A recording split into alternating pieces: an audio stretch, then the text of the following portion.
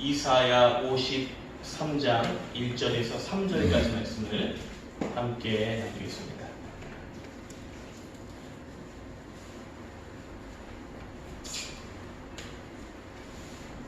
이사야 53장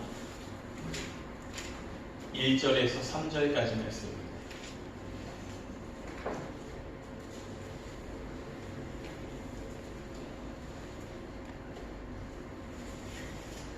이사야 53장 1절에서 3절입니다. 구약성경 페이지 1033페이지 가량에 있습니다.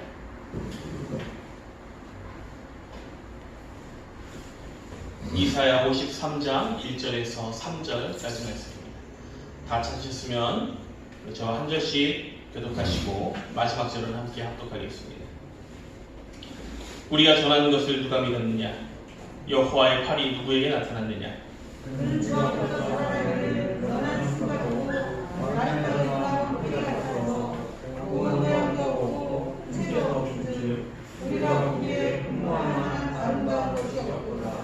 그는 멸시를 받아 사람들에게 버림받았으며 간고를 많이 겪었으며 질고를 아는 자 마치 멸시를 당하였고 우리도 그를 귀히 여기지 아니하였도다. 아멘. 오늘 함께 나누신 이사야 53장 1절에서 3절까지 있는 말씀을 가지고 2월 둘째 주일 하나님의 말씀을 함께 나누도록 하겠습니다. 가까이 계신 분들 또 옆에 계신 분들과 함께 우리 인사를 좀 하도록 하겠습니다. 이렇게 인사하겠습니다. 명절도 지났으니까 명절 지났으니까 봄이라고 생각을 하시고 따뜻한 봄날을 맞이하시기 바랍니다. 이렇게 인사하겠습니다.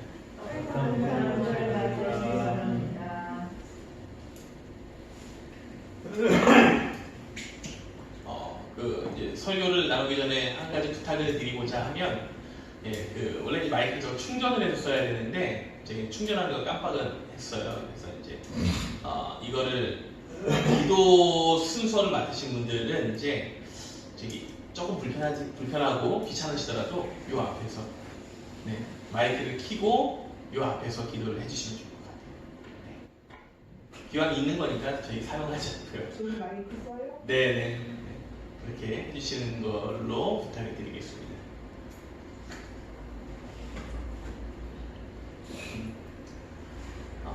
지난 한 주간 동안 그 명절 때문에 또 이런저런 일들 때문에 많이들 바쁘시고 또 생각지도 못하게 이런 일도 있네 라고 하는 것들을 겪으셨을 것입니다. 그 한 주간도 참 이겨내시느라고 고생들 하셨고 명절이 끝날 때나 또는 명절이 껴있을 때 하나님 앞에 예배를 드린다는 게 쉬운 일이 아니더라고요. 그러니까 가족들과의 모임도 있고 그리고 또 여러 사람들과 만남도 있으면서 지치고 힘든 거예요. 오히려 일할 때보다 조금 더 지치고 힘든 모습들이 있어서 예배를 하나님 드린다는 게 쉽지가 않은 것 같습니다. 근데 그럼에도 불구하고 이렇게 오늘 이 시간에 하나님 앞에 예배를 함께 드리고 영광을 돌리게 되신 우리 성도님들께 하나님께서 그 모습을 보시고 얼마나 기뻐하실지를 우리가 한번 생각을 해보면서 그 하나님의 기뻐하시는 모습을 우리가 마음을 다해서 진정으로 올려드릴 수 있는 이 시간이 예배가 되었으면 좋겠습니다. 선지자 이사야는 장차 오실 메시아의 모습을 이제 드러내고 있는데, 그러니까 예언을 하고 있죠. 그리고 그 가운데서 특히 이사야 하면 딱 떠오르는 앞으로 오실 메시아에 대한 그 모습을 이사야는 고난받을 어린 양에 대하여서 예언을 한 것으로 아주 잘 알려져 있습니다. 그리고 이 이사야의 예언 가운데에 고난받으시는 모습을 나타내고 있는 그는이라고 시작하는 그 예언을 잘 알고 있는 것 이외에 오늘 본문의 말씀 2절에서는 앞으로 오실 메시아에 대하여서 이렇게 이야기를 하고 있습니다. 이사야가 전한 메시아의 모습입니다. 2절이죠. 그는 주 앞에서 자라나기를 연한 순 같고 마른 땅에서 나온 뿌리 같아서 고운 모양도 없고 풍채도 없은즉 우리가 보기에 흠모할 만한 아름다운 것이 없도다. 이사야가 예수님에 대하여서 오실 메시아에 대해서 예언할 때에 그는 메시아의 모습을 이렇게 이야기하는 거예요. 아주 연한 순 같다.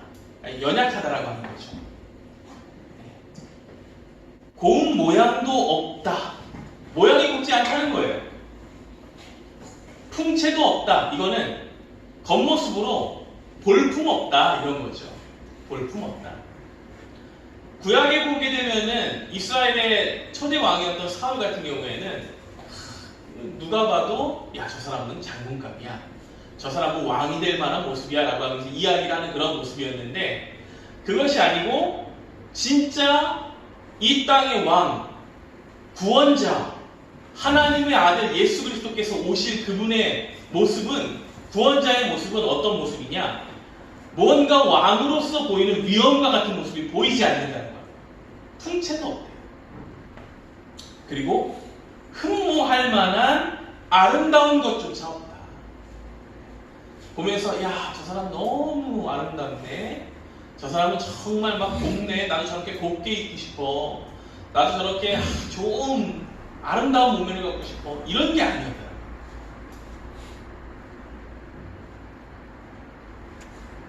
누구나 바라봤을 때에 야, 저 사람은 왕이야. 저 사람은 따라가야 돼. 라고 한 좋은 모습으로 새긴 것이 아니다. 라고 예수 그리스도 앞으로 오실 메시아를 전하고 있었다고 하는 것입니다.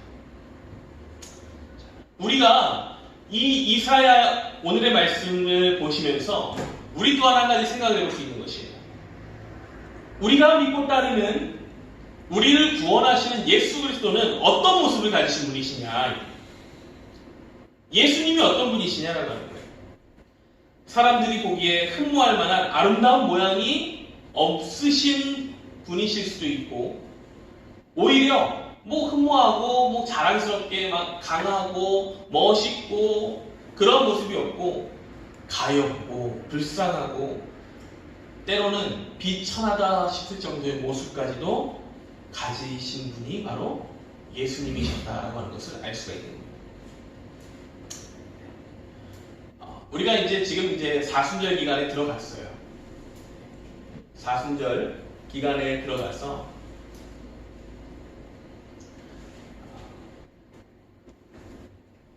부활주의를 기다리는 우리의 모습 가운데 예수께서 우리를 위하여서 부활하시는 그때를 기다리는 그 모습 가운데 예수님은 우리를 위하여서 고난을 받으셨네.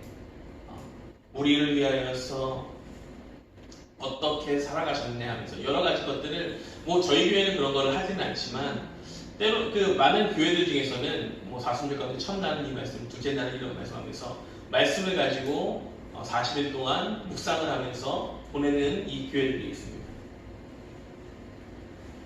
그런데 그때에 우리가 주로 사순절의 모습을 생각을 할 때에는 예수님을 보면서 예수님의 성화나 막 이런 것들을 보는 교회들이 있잖아요.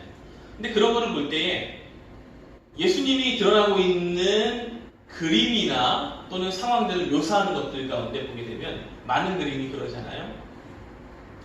평안한 예수님의 모습, 호탕하게 웃고 계시는 예수님의 모습, 아이들을 안아주고 계시는 자비롭고 막 깨끗하고 뭐라고 그럴까요? 사람들을 푸근하게 안아줄 수 있는 예수님의 모습, 또는 막 예수님의 얼굴 그림에다가 뒤에 막 후광이 막 드러나는 그런 모습들의 그림들, 영광스럽고 막 미적인 아름다움을 가진 모습들의 그림들을 우리가 많이 접할 수 있다고 하는 거죠. 또 어떤 그림들을 보면은 그러니까 거의 다 그래요.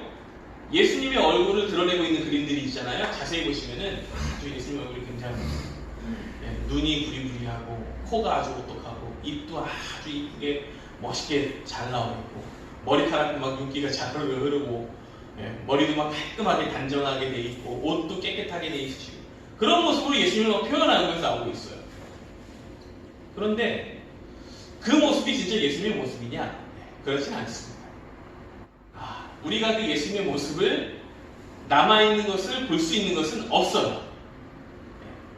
남아있고 우리 지금처럼 사진이 남아있거나 그런 시대도 아니잖아요. 그림으로 예수님의 모습을 알겠다 그러지도 않아요. 지금 이제 예수 그리스도의 뭐 그림이다라고 하면서 세상에 많이 막 돌아다니고 있는 그림들은 대체로 유럽의 사람들이, 유럽의 기독교인들이 그 예수라는 사람들이 자신들의 얼굴 모양 가운데 예쁘고 아름답고 멋있는 것을 본따 가지고 만든 그런 모습들이다라고 합니다. 실제로 예수님의 그 모습을 바라볼 때에는 오늘 어쩌면 이 이사야서가 전하고 있는 이 말씀 가운데 우리가 힌트를 얻지 않을까 싶다라고.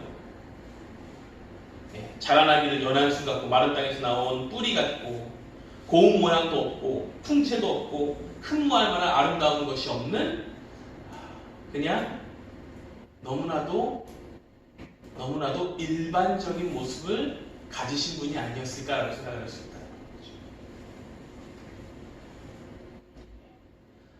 그렇게 생각하다 보면 우리가 이제 느껴질 때 그렇게 느껴질 수 있는 거예요.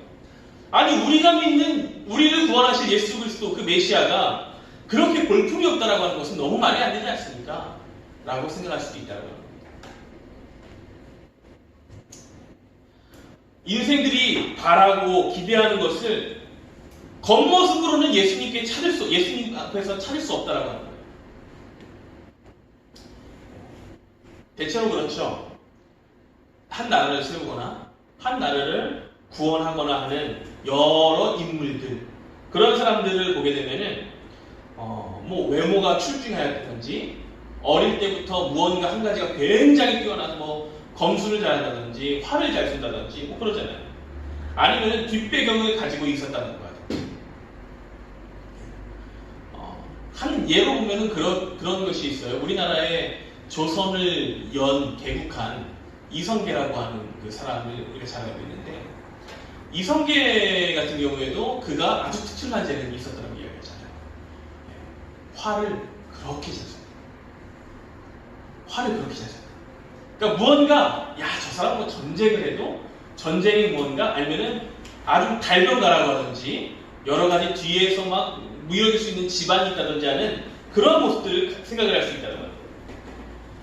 그런데 장차 세상을 구원하실 예수께서 이 땅에 오실 건데 그 예수가 뭐 작은 나라 하나를 구원하는 것도 아니고 뭐 작은 민족 하나 뭐 그냥 하나의 작은 족속을 끌고 나와서 자신들만의 조그만 나라를 만들 만한 그런 영웅도 아니고 이 세상에 수많은 하나님의 자녀들, 앞으로도 있을 그 수많은 하나님의 백성들을 구원하실 그 예수께서 이 땅에 오시는데 그분의 그 모습이 무언가 약한 것에서 강한 것을 만들어낸 전능자의 아들이자 삼위의 하나님 가운데 한 분이신 그 땅께서 이 땅에서 뭐 왕궁 가운데 출생하시는 것도 아니고 강한 모습을 가지고 멋진 모습을 가지고 있는 것도 아니고 막 봤을 때 저 사람은 나 따라가야 돼 그럴 만한 모습을 가지고 있는 것도 아니었다라고 하면서 미리 알려주고 있다. 우리에게도 이 모습은 이 이사야의 오늘 본문의 말씀을 던져주는 이유는 저는 바로 그것과 같다고 생각할 수 있습니다. 우리가 하나님을 보고 하나님의 아들 예수 그리스도를 바라보고 우리를 구원하신 하나님의 능력을 바라볼 때 세상에서 생각하는 좋고 강하고 멋있고 훌륭하고 저거는 정말 대단한 거야. 난 저렇게 저 대단한 모습만 따라가고 싶어하는 그런 세상적 아름다움이 우리에게 보이지 않을 수도 있다는 거야. 우리가 하나님을 믿고 따르는 것은 결국 그게 중요한 것이 아니라 겉모습이 중요한 것이 아니라 그것보다 더 다른 그 안에 있는 하나님의 뜻과 말씀을 바라보는 것이 중요하다라고 하는 거예요. 우리가 믿음을 눈으로 가지라고 하는 것이 아니라 마음으로 가지라고.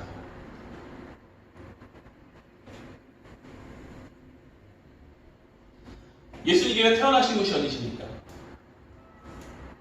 갈릴리. 태어나신 곳이 아니에요. 죄송해요. 예수님께서 자라신 곳이 어디세요? 갈릴리 나사렛 지역이죠. 오죽했으면은 사람들이 이 나사렛에서는 여러 가지가 뭐 선한 것이 나올 수 없다고 할 정도로 예수님과 대화를 하는 그 사람도 갈릴리에서 나사렛에서 어떻게 선한 것이 나올 수 있겠냐라고 이야기할 정도로 이 나사렛은 유대 나라 가운데에 가장 북쪽이면서 그 지역 자체가 어떠냐? 소위 천민이라고 불리는 자들이 살았던 지역. 예수님은 그러한 곳에서 자라셨습니다. 그러면서 세리와 죄인들을 친구로 삼으셨고 어부들을 자신의 제자로 삼으셨습니다. 학문을 가지고 있고 어마어마하게 대단한 무언가 랍비의 제자들을 그들이 예수님을 따라서 예수님의 제자를 만든 것이 아니라 예수님이 제일 먼저 제자로 만드는 사람들이 누구입니까? 우리가 잘 알듯이 어부들 아닙니까? 세상의 기준에서 볼 때에 흠모할 만한 아무것도 없다는 것은 잘 생각해보면 예수님을 스스로 표현하기보다 장차 예수님으로 인하여서 황무지와 같은 아무것도 볼품없는 곳에 하나씩 또는 그리고 굳건하게 뿌리를 내리며 생겨난 교회들을 두고 하신 말씀과 같다고 생각할 수 있습니다. 예수님이 그러한 모습으로 약한 자들을 세우셔서 하나님의 자녀로 만들고 위대한 하나님의 종들로 만드셨듯이 우리들도 하나님께서 예수 그리스도께서 이 땅에 오셔서 나약한 우리들을 그렇게 만들어주시기 위하여서 오셨다라고 합니다. 3절의 말씀을 보시면 이러합니다. 그는 멸시를 받아 사람들에게 버림받았으며 간고를 많이 겪었으며 질고를 아는 자라. 마치 사람들이 그에게서 얼굴을 가리는 것 같이 멸시를 당하였고 우리도 그를 귀히 여기지 아니하였도다. 장차 이사야의 시대로부터 800여 년 뒤에 이 땅에 구주로 오신 메시아에 대하여서 하나님의 선지자인 이사야가 예언을 하면서 이런 표현을 쓰고 있지 않습니까? 2절의 말씀에서는 세상적 관점보다 세상적인 관점의 구주, 왕의 그 모습보다는 그런 모습이 없는 사람으로 나약하고 볼품없는 자로 표현하고 있다고 하면 3절에서는 구주로 보이는 것보다는 오히려 사람들에게 멸시를 받고 버림받고 간고를 많이 겪고 질고를 알고 그리고 멸시를 당하는 분으로 표현을 하고 있다.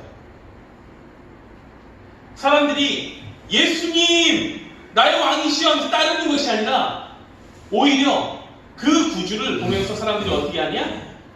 버리고 예수를 핍박하고 고난 당하게 하는 그런 모습으로 나아오고 있다.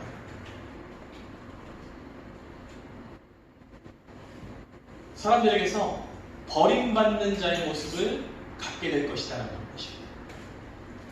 800여 년 뒤에 실제로 이 이사야의 예언 이후에 이 땅에 예수님 오셔서 사람들에게 고난받고 멸시를 당하셨고 그리고 자신의 백성들에게 버림받은 자, 그 자가 되셨습니다.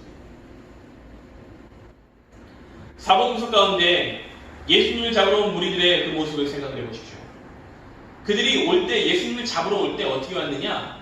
마치 큰 죄를 지은 강도들과 같은 그런 그 강도들의 속으로 쳐들어가는 것과 같은 나라를 전복시키려 하는 자들 칼과 창과 활과 이런 방패 이런 것들을 준비하고 있는 자들을 잡으러 간 것 같이 예수님을 잡으러 갈 때 기도하고 계신 예수님을 잡으러 갈 때 그들이 어떻게 갔습니까?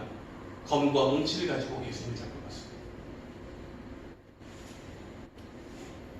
그때 예수님께서 말씀하시는 것이 왜 늘 가까이 있을 때에는 가만히 있더니 지금은 왜 이렇게 검과 뭉치를 가지고 강도를 잡고자 하는 것이 왔느냐 하면서 책망을 하시는 모습도 있습니다.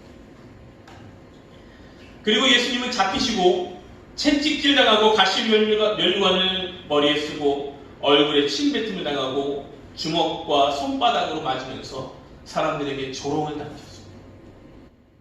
십자가에 홈틀을 지시고 골고다까지 가셨고 십자가 위에서 죽임을 당하셨습니다. 이것이 사람들에 대한 예수님의 모습이었습니다. 이사야가 예수님에 대하여서 예언한 것과 같은 거였습니다. 그렇기 때문에 오늘 본문의 말씀에서 예수님에 대해서 이야기할 때 앞으로 오실 메시아에 대한 영접함을 표현하지 않고 고난받을 메시아로 표현하고 있다는 것입니다. 그 고난받은 메시아를 표현할 때, 그런데 오늘 본문 말씀 1절에 이사야가 이렇게 전달합니다. 우리가 전한 것을 누가 믿었느냐? 여호와의 팔이 누구에게 나타났느냐? 예수님이 이렇게 오실 것입니다. 우리의 구주가 이런 모습으로 나타날 것입니다. 그러니 세상에 드러나 있는 것, 세상의 아름다운 것, 세상의 멋진 것에 현혹되지 말고 하나님을 진짜로 바라볼 수 있는 눈을 가져야 합니다. 라고 선지자들이 외치고 있었는데 그렇게 외치는 자들의 소리를 사람들이 듣지 않았다는 거예요. 하나님의 구원의 손길이 어디 누구에게 나타났다라고 하면서 말하지 않았는데 사람들은 교회하면 하나님의 능력하면 너무나도 멋있고 훌륭한 것만, 세상적 좋은 것만을 바라보면서 하나님을 바라보고 있다가 잘못 바라보고 있다가 뒤로 낮아빠지고 하나님을 제대로 알지 못하고 실패하고 하나님을 버리고 가게 된다. 과거에 이스라엘 유대 땅이 들어갔습니다. 하나님께서 그들을 구원해 주시기를 기다렸는데 그 구원에 합당한 강한 자의 모습이 드러나지 않았기 때문에 그들은 예수님을 알아보지 못했습니다. 왜냐? 그들이 바랐던 메시아는 어마어마한 왕과 같은 나라를 일으킬 만한 힘 있는 자였기 때문에. 그런데 예수님은 그런 모습이 아니셨습니다. 요즘 우리나라는 정말 참 많은 기독교인들이 살아가고 있는 시대에 살아가고 있습니다. 전 세계적으로 볼 때에 전 세계에서 가장 많은 종교를 가지고 있는 사람들이 종교인들 가운데 전 세계에 가장 많은 종교를 누가 가지고 있느냐? 어떤 종교가 가장 많느냐? 약 31% 정도, 전 세계 인구 가운데 31% 정도가 기독교인이라고 합니다. 크리스찬이라고 해요. 근데 이 크리스찬에는 그들이 이야기할 때에 캐톨릭 처치, 다시 말해 천주교회와 그리고 로만 카톨릭, 동방 정교회, 이것이 같이 합쳐져 있는 교회를 의미합니다. 이것이 31%죠. 전 세계 인구 가운데. 그러니까 전 세계에 어디를 가다가 10명 중에 3명은 만나시는 분들이 그들이 기독교인이라는 거예요. 그리고 우리나라는 어느 정도 되느냐? 그 전에 2015년, 그러니까 5년 단위로 하는데 작년에는 조사가 없더라고요. 제가 찾아봤는데 작년에는 뭐 특별히 인구 총조사 이런 거를 하면서도 잘 안 나온 것 같아요. 거기에 종교 인구가 없었습니다. 2008년도, 2010년도 뭐 이때쯤에 나왔던 자료를 보게 되면은 우리나라의 제일 많은 종교인이 누구였느냐? 불교인이었습니다. 불교. 두 번째가 기독교. 개신교를 의미하는 거예요. 세 번째가 천주교인이었습니다. 그런데 2018년에 문화체육관광부에서 발간한 한국의 종교 현황이라고 하는 그 책이 있습니다. 그 이제 책은 아니고 자료를 공개를 했는데 거기에 한국인들이 어떤 종교를 많이 가지고 있느냐 이거를 2015년도에 조사한 거를 가지고 자료를 내보냈어요. 근데 그 자료 가운데 보게 되면은 우리나라에서 가장 큰 종교는 지금은 개신교입니다.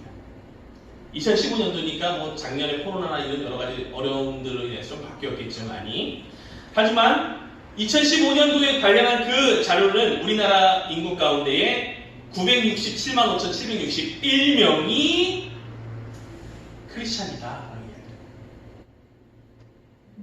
967만 5천, 약 1000만 명 가까이. 그리고 저는 인천에 속해 있는 자로서 인천은 약 64만 2,515명으로 단일 도시 가운데 우리나라에서 두 번째로 많은 기독교인이 있습니다. 기독교인들이 있어요. 제일 많은 기독교인은 어디 있느냐? 서울에 있습니다. 서울에 있죠. 그런데 우리가 이런 자료를 지금 이제 들으면서 여러분들이 어떤 마음을 드시는지 모르겠어요.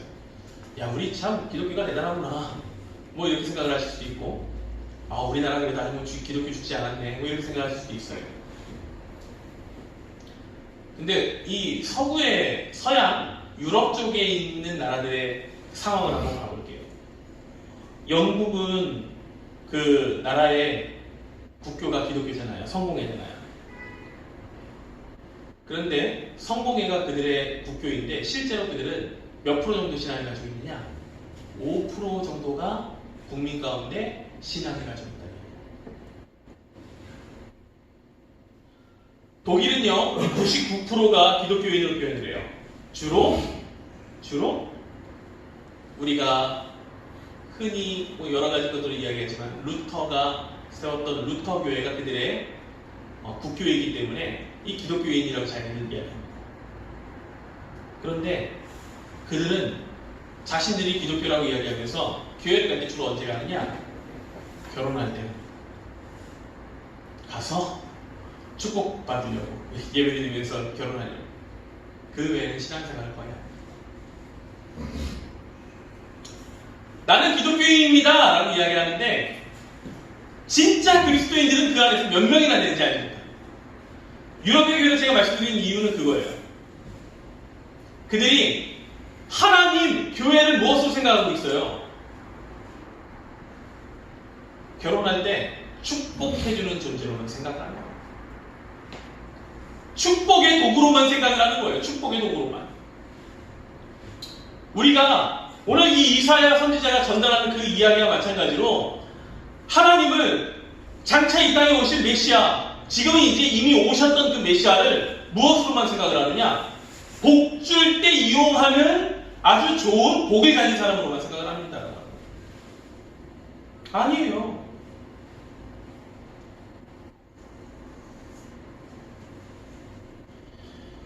오늘의 말씀과 지금 우리나라의 교회 모습 또한 저는 그렇다고 생각할 수 있어요. 우리는 너무 현란하고 아름답고 포장되어 있는 그 모습으로 우리 기독교인들이 막 드러날 수도 있어요. 예수님이 이 땅에 오셔서 우리에게 원하신 것이 무엇일까요?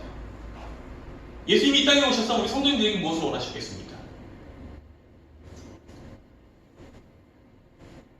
나를 통하여서 겉모습만 바뀌는 자들이 되어라, 이렇게 이야기하시겠습니까? 그러려고 예수님께서 이 땅에 오신 겁니다. 예수님이 이 땅에 오신 것은 정말 황무지 같은 우리의 삶에 꽃을 피게 만드시기 위함이었고 마른 땅에서 샘물이 터지게 하기 위하여서 오신 것이며 진정으로 하나님 앞에 무릎 꿇을 수 있는 자들을 만들기 위하여서 그들이 하나님 앞에 돌아오기 위해서 오신 것이고 비록 천하고 낮고 나약한 모습이었을지라도 그 모습을 보면서 사람들이 난 저런 비참한 모습 갖기 싫어 하면서 예수님을 떠나고 버리는 것이 아니라 그럼에도 불구하고 그 가운데에 축복의 근원이 되시는 예수님을 바라볼 수 있는 그 기쁨을 얻는 자들이 될 수 있게 되기 위해서 이 땅에 오신 자가 되셨다라고 합니다. 우리를 거룩한 자로서, 거룩하게 구별된 자로서 오늘도 하나님 앞에 나와서 예배를 드리고 또한 우리의 겉모습만이 아니라 겉모습을 위하여서가 아니라 속에 있는 진정한 영혼의 변화를 위하여서 하나님을 알고 따라가게 만들기 위하여서 우리를 그렇게 기다리고 또한 만나러 오셨다라고 하는 것입니다. 우리는 참 좋은 세대를 살아가고 있습니다. 정말 우리 좋은 세대를 살아가고 있어요. 뭐 우리가 지금 코로나로 어렵다라고 하면서 예배 드리러 가지 못해서 발을 막 동동동동 거리고 있음에도 불구하고 원하면은 여러분 지금 원하면은 뭐 우리 교회도 지금 그렇지만 어쩔 수 없는 상황 가운데 가정에서 예배를 드려야 하는 상황 가운데 예배당에 가지 못하더라도 영상으로 볼 수 있잖아요. 함께 본다고 하면 그럴까요? 영상으로 함께 예배에 참여할 수 있잖아요. 아니면은 뭐 교회에서 이렇게 영상이 송출을 못하는 교회라고 하면은 본인들 교회 말고 TV만 틀어도 TV에 기독교 채널이 있어요. 거기에 실시간 예배 현황이 나오든지 아니면은 그 전주에 한 주에 예배 드렸던 그 예배들을 큰 교회 대형 교회 목사님들 설교가 나오고 너무 좋고 아름답고 화려하고 막 음향 빵빵한 그런 곳에서 예배드릴 수 있는 그런 것을 안방에서 편하게 우리가 생생하게 그렇게 즐길 수 있는 겁니다.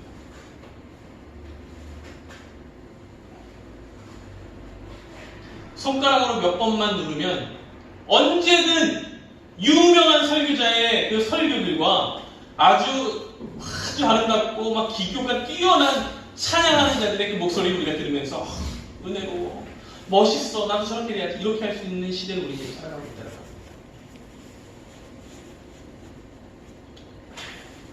그리고 조금 강하게 이야기를 하면, 조금 마음에 들지 않으면 바로바로 그 교회 목사님을 비판하면서 다른 교회로 갈 수 있는 선택지가 너무나도 많은 시대를 우리는 살고 있습니다. 선택지 많지 않아요. 그렇다고 우리 성도님도 그렇다라고 하는 거예요. 하지만 정말 이렇게 좋고 아름다운 것들이 널려 있는데 우리가 막 큰 교회에 나간다, 내가 막 큰 교회 목사님의 설교를 듣는다 라고 하는 그것이 내가 멋있는 교회에 속해 있고 대리석으로 막 겉모습이 엄청나게 돼 있고 음향이 막 몇 억짜리 몇십억짜리 음향이 설치되어 있는 교회에 가서 예배를 드린다 해서 내가 보이는 그것 때문에 난 그것 때문에 은혜를 얻었어, 난 그것 때문에 예수님께서 선택하셨나봐, 이렇게 우리가 얘기할 수 없다라고 하는 거예요. 하나님이 우리에게 원하시는 것은, 예수님께서 우리에게 원하시는 것은, 하나님께서 우리에게 구원자로 보내신 예수 그리스도의 그 모습은 세상의 금과 은으로 치장을 하고 보석으로 온몸을 치장하신 그 모습이 아니라 오히려 오늘 본문 말씀처럼 그저 연한 순 같고 마른 땅에서 나온 뿌리 같고 고운 모양도 없고 풍채도 없고 우리가 보기에 흠모할 만한 모양이 없는, 마른 땅에서 뿌리가 나오니까 그 억지로 자라나려고 애써서 비틀어진 듯한 모습으로 막 자라나는 그러한 모습으로 예수님께서 우리 앞에 나타나시다. 눈에 띄지 않는 거예요. 꽃과 같은 그런 모습이 아니었다라고 합니다. 하나님께서 우리에게 원하시는 모습이 저는 이것이 아닐까 싶다라는 거예요. 우리 성도님들이 원하시는 모습이 이것과 같다라고 할 수 있습니다. 세상의 고난과 역경이 우리에게 불어닥칠 때에, 그렇게 불어닥칠 때에도 뿌리가 굳건하게 서 있어서 어쩌면 겉으로 드러나 있는 것은 아무것도 아닌 모습 같지만 그 안에서 든든하게 버팀목이 되주셔서 흔들리지 않게 믿음의 신앙을 예수 그리스도에게 굳건히 붙여놓고 우리의 겉모습이 화려하지 않더라도 신앙이 흔들리지 않는 하나님의 자녀로서 살아가게 되도록 예수님의 그 모습을 따라서 닮아가라 라고 말씀하고 계십니다. 예수님께서 이 땅에 오실 때 왜 부족하고 나약한 힘들어 오셨겠습니까? 그분이 아무것도 없어서 그러십니까? 그분은 삼위의 하나님 가운데 한 분이세요. 못하실 것이 없으십니다. 그런 분이 왜 이 땅에 그렇게 나약한 모습으로 오셨겠습니까?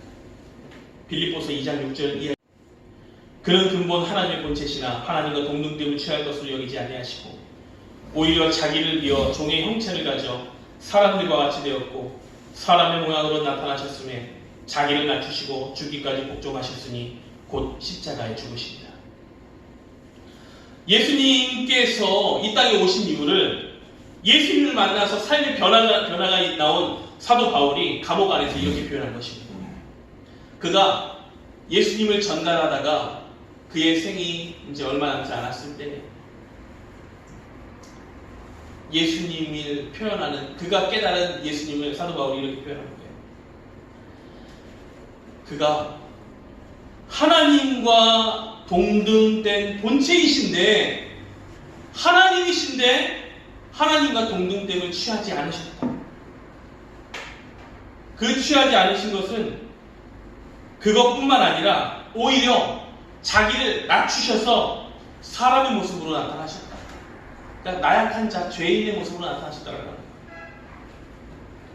그뿐만 아니라 종들과 죄인들을 살리기 위해서 사람들 중에서도 더 밑바닥인 십자가 위에서 죄인처럼 달리셨다. 하나님께서 예수 그리스도를 이 땅에 보내실 때에 그렇게 나약한 모습으로 보내신 이유가 바로 이것이었다라고 하는 거예요. 우리의 나약함과 부족함을 전부 다 끌어안고 십자가에 못 박혀 돌아가심으로 우리가 그것을 보고 깨닫기를 원하셨다라고 합니다. 세상의 현혹되는 그러한 겉모습의 구원이 아니라 믿음으로 바뀌는 마음의 눈으로 하나님을 볼 수 있는 그 구원을 얻기를 원하셨다라고 합니다. 사도 바울이 깨달았던 이 모든 것을 우리가 모두 깨닫게 될 수 있게 되기 원합니다. 하나님께서 그를 낮추셔서 우리의 죄를 지시기에 가장 적합하게 하시고 십자가에 죽으심으로 우리의 죄의 짐은 완전하게 지시게 되신 겁니다. 바로 예수 그리스도의 겸손함을 우리가 볼 수 있게 원하신 것입니다. 예수 선지자가 외쳤습니다. 우리가 온전한 것을 전했다 하면 누가 믿겠느냐라고 합니다. 비천함을 귀함으로 바꾸시는 그분의 능력을 깨달으라고 하는 거예요. 우리의 비천함도 귀하게 바꾸실 수 있는 그분의 섬김과 또한 낮아짐을 깨달으라고 하는 것입니다. 그 모습이 하나님의 높이심으로 누구나 사모할 만한, 흠모할 만한 주님이 되심을 기억하라고 하는 거예요. 예수님께서 십자가에 못 박혀 죽으심으로 끝나셨습니까? 아닙니다. 하나님께서 그를 죽은 자 가운데에서 사흘 만에 살리셨고 하나님께서 그를 다시 올리셨습니다. 하나님의 보좌 우편에 앉아 계시도록 만드셨습니다. 이처럼 나약한 듯한 모습이었으나 하나님 앞에서 그 모습을 보고 순종하는 자들에게는 우리에게 예수를 통하여 보여주신 이 축복의 길을 알게 하십니다. 예수를 통하여서 알게 된 그 기쁨을 우리에게 알게 하실 겁니다. 지금은 나약하고 부족하지만 우리가 하나님 앞에서 온전히 죽고 난 이후에 하나님께서 우리의 삶을 들어 올리셔서 하나님의 높은 곳으로 우리를 인도하여 주실 것이다라고 합니다. 스스로 꾸미고 멋있게 하기보단 하나님 앞에서 겸손함을 가진 우리 성도님들 되시기 바랍니다. 그러면 하나님께서 예수를 높이신 것과 같이 우리의 삶을 귀하게 바꾸실 것입니다. 스스로 높은 자리에 앉으려고 노력하지 마십시오.